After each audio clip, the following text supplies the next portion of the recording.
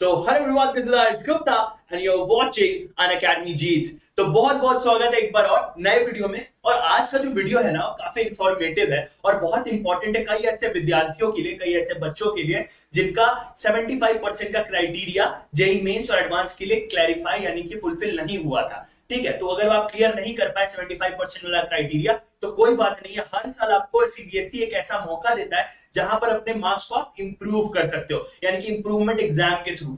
तो compartment exam हो गया या कंपलसरी आप एक तरीके से रिपीट जिसको बोलते हैं वो हो गया, लेकिन इंप्रूवमेंट एग्जाम जो कि आपको कई बार देना पड़ता है। लेट्स से अगर आपके 74.2% हो गए या 73% हो गया, कई ऐसे बच्चे जो 74.8% पे भी रुक जाते हैं और उनको ये रिपीट देना पड़ता है, ये इंप्रूवमेंट देना पड़ता है। तो इस एग्जाम का नाम ही है इंप्रूवमेंट। ठीक है, तो सबसे पहले ये उसका पोर्टल है जिसका मैंने स्क्रीनशॉट लेकर आपको होम पेज यहां रख दिया। व्यक्तिगत परीक्षार्थी यानी कि प्राइवेट कैंडिडेट इसका मतलब होता है। ठीक है, तो ये पोर्टल है जो जिसका लिंक जो है मैं आपको दे दूंगा डिस्क्रिप्शन में। ठीक है, वहां से आप जाकर इस लिंक को खोलेंगे। आगे चल के मैं आपको बताऊंगा कि इंप्रूवमेंट के लिए, कंपार्टमेंट के लिए कैसे किस तरीके से वहां पर ऑप्शंस आते हैं। तो ये यहाँ पे इसका होम पेज है। ठीक है, उसके बाद आपको यहाँ कंटिन्यू पे प्रेस करना है। कंटिन्यू प्रेस करने के बाद आपको ऑप्शंस खुल जाएंगे किस तरीके से आपको कंपार्टमेंट के लिए अप्लाई करना है, इंप्रूवमेंट के लिए अप्लाई करना है, सारी चीजें वहां पर मौजूद होंगी। चलिए, तो ये चीज एक बार समझ ले कि कैटेगरी क्या है, कौन कौन अप्लाई कर सकता है, हु ऑल कैन अप्लाई। ठीक है, तो रिपीट वाले बच्चे जिनको एसेंशियल रिपीट बोला है, जिन्होंने 2023-24 में ये एग्जाम दिया था। ठीक है, 23 से 24 वाले में एग्जाम दिया था। ठीक है, तो आप यहां पर दे सकते हो। अच्छा, उसके बाद देखिए यहाँ पे एसेंशियल रिपीट हो गया। ठीक है, एसेंशियल रिपीट हो गया, ये रहा आपका एसेंशियल रिपीट। ठीक है, यहां पर फिर बच्चे वो आते हैं जिनका कंपार्टमेंट है। कंपार्टमेंट मतलब कि जो फेल हो गए किसी एग्जाम में, वो कंपार्टमेंट दे सकते हैं। ठीक है, अच्छा, मतलब उनको डिक्लेयर नहीं किया गया था पास किसी सब्जेक्ट में या कई सब्जेक्ट्स में, तो आप कंपार्टमेंट दे सकते हो। हमारा सबसे इंपॉर्टेंट चीज है वो है इंप्रूविंग देयर मार्क्स। यहां देखिए फिफ्थ नंबर ये जो पीडीएफ है ये सीबीएसई ने शेयर करी है। मैं ये शेयर कर दूंगा आपके साथ, ड्राइव लिंक करके मैं आपको डिस्क्रिप्शन बॉक्स में दे दूंगा। ठीक है, तो यहां पर अगर आपको इंप्रूव करना है, सबसे इंपॉर्टेंट बात है आप इंप्रूव तभी कर सकते हो अगर आपने सारे सब्जेक्ट्स में पास कर लिया है। फॉर एग्जांपल अगर आपको फिजिक्स में इंप्रूवमेंट देनी है तो एक जरूरी बात है कि आपको फिजिक्स में पास होना चाहिए। अगर आप पास नहीं हो तो आपके लिए फिर कंपार्टमेंट एग्जाम है, ना कि इंप्रूवमेंट एग्जाम है।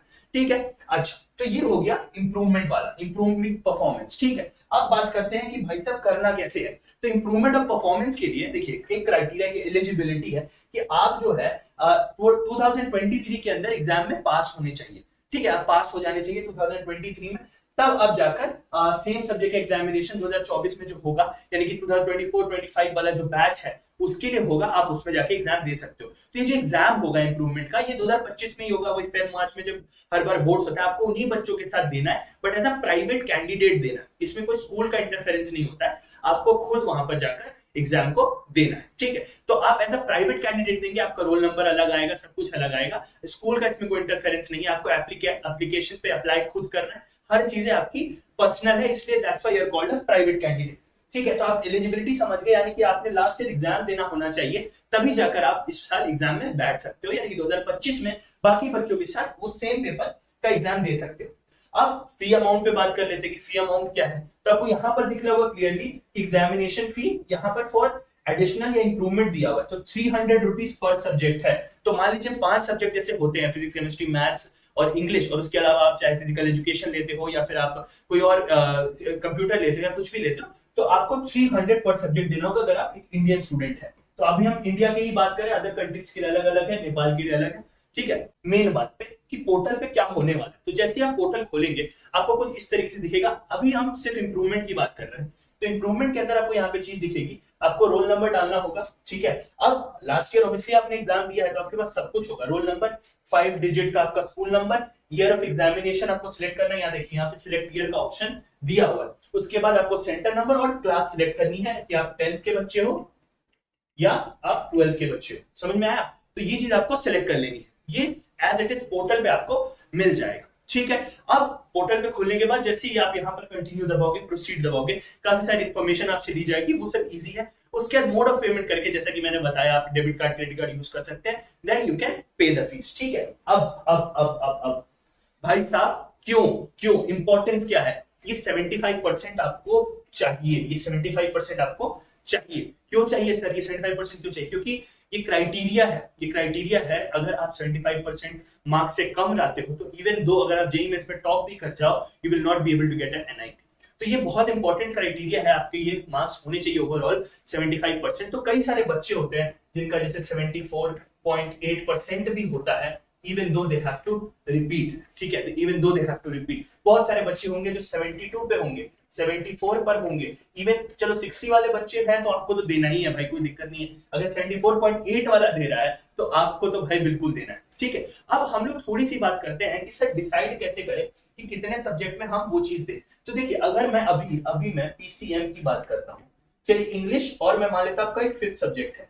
ठीक है, मेरा फिजिकल एजुकेशन था, लेट्स से अभी के लिए आपका कंप्यूटर हो सकता है, फिजिकल एजुकेशन हो सकता है। तो आपको ये चीज देखना है कि आपके मार्क्स किसमें बहुत कम है, क्योंकि बेस्ट आउट ऑफ 2 लिया जाएगा। अगर इसमें आप खराब करते हो परफॉर्मेंस पिछले वाले से भी, तो आपका पिछला मार्क्स ही कंसीडर होने वाला है। लेकिन इसका ये मतलब नहीं कि आप सब कुछ भर दे। ठीक है, आप ट्राई करें कि आपका जिसमें मार्क्स कम रहा था, लेट्स से आपके फिजिक्स में आए थे 57 नंबर, ये आउट ऑफ 100 बात चल रही है, केमिस्ट्री में 91, मैथमेटिक्स में 84, ठीक है, और इंग्लिश में मान लेते आपका 63 आया था, और 5th सब्जेक्ट में आपके 94 आए थे। तो यहां से देखने से यही पता चलता है। अब ये मुझे नहीं पता ये मैथमेटिकली 75% को क्रॉस कर रहा है या नहीं, बट लेट्स से अभी ये 75% को क्रॉस नहीं कर रहा है, तो आपको यहां से डायरेक्ट दिख जाएगा कि यहां पर स्कोप ऑफ इंप्रूवमेंट है और यहां पर स्कोप ऑफ इंप्रूवमेंट है, यानी कि फिजिक्स और इंग्लिश में आप इंप्रूव कर सकते हैं। तो अगर आप इंप्रूव कर सकते हैं तो you can go for it. ठीक है, मैं ये नहीं कहूंगा, यहां देखिए अगर आप केमिस्ट्री में जाते हैं 91 मार्क्स आपके ऑलरेडी है, यहाँ 5th सब्जेक्ट में 94 ऑलरेडी है, तो ये चीज काफी इंपॉर्टेंस रखती है कि भाई यहाँ पर ऑलरेडी आपके मार्क्स है, आप क्यों उसको देकर वापस से अपना टाइम खोटी करोगे, वो वापस से पढ़ाई करनी पड़ेगी इंग्लिश की। केमिस्ट्री तो आप फिर भी दे दोगे क्योंकि केमिस्ट्री आप पढ़ रहे हो। ठीक है, तो यहां से आपको डिसाइड करना है कि आपको कितने सब्जेक्ट में एग्जाम देना है। और कॉन्फिडेंस भी बहुत इंपॉर्टेंट बात है, आपको पता होना चाहिए कि भाई अगर लेट्स से मेरे मैथ में 84 है, बट यू आर कॉन्फिडेंट कि अब एक साल में मैं इतना इंप्रूव कर गया हूं, मेरे को मैथमेटिक्स इतनी अच्छी समझ आ गई कि एनसीईआरटी क्वेश्चन तो मैं बना ही डालूंगा।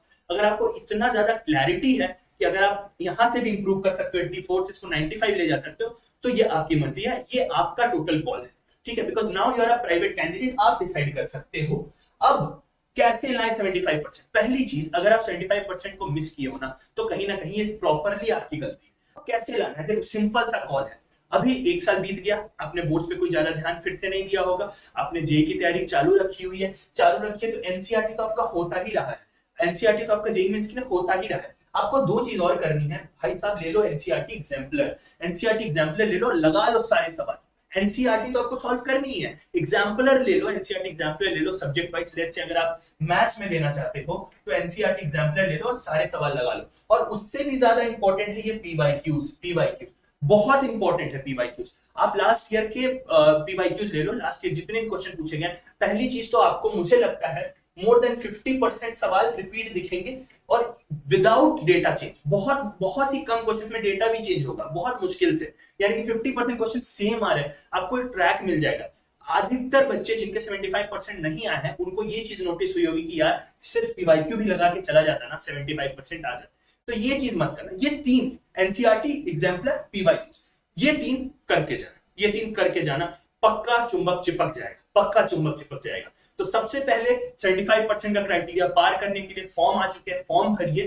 ठीक है, डिसाइड करिए कितने में देना है, कितने सब्जेक्ट्स आपको भरने हैं, क्योंकि पैसे भी लगने वाले हैं। ये नहीं कि पांचों में डाल दिया कोई मतलब नहीं है, नहीं, आप देखिए आपको किसमें एग्जाम देना है। ठीक है, उसके बाद एनसीईआरटी, एग्जाम्पलर और पीवाईक्यूज, ये सेट अगर आपने लगा लिया, ये ऑलरेडी आपका लगा हुआ होगा यार, ये ऑलरेडी आपका लगा हुआ होगा। एग्जाम्पलर और पीवाईक्यूज पे थोड़ा फोकस डाल दीजिए, आपके मार्क्स कंफर्म अच्छे हो जाएंगे और चुंबक चिपकेगा, चुंबक चिपकेगा। ठीक है, तो फॉर्म भर दीजिए और लग जाइए, 75 क्रॉस करिए और अच्छे से क्रॉस करिए, कोशिश करिए इंप्रूव कर रहे हैं ना तो बहुत अच्छे से इंप्रूव करिए। ठीक है, ये नहीं कि अभी 75 से कम था और अब 78 कर लिया, नहीं, जब आप इंप्रूव कर ही रहे हो ना तो इंप्रूव करो, 85 90 तक लेकर जाओ, इजी है, कोई दिक्कत नहीं। एग्जाम्पलर और पीवाईक्यूज लगाओ और अच्छे से 85+4। ठीक है, तो इन्हीं अच्छे शब्दों के साथ thank you so much everyone. I hope इस वीडियो में मैंने सब कुछ कवर कर दिया होगा। कोई भी दिक्कत हो कमेंट सेक्शन में बताइए, अनअकैडमी जीत की टीम हमेशा आपके साथ है। Thank you so much everyone, I will see in the next one, till then take care, bye bye.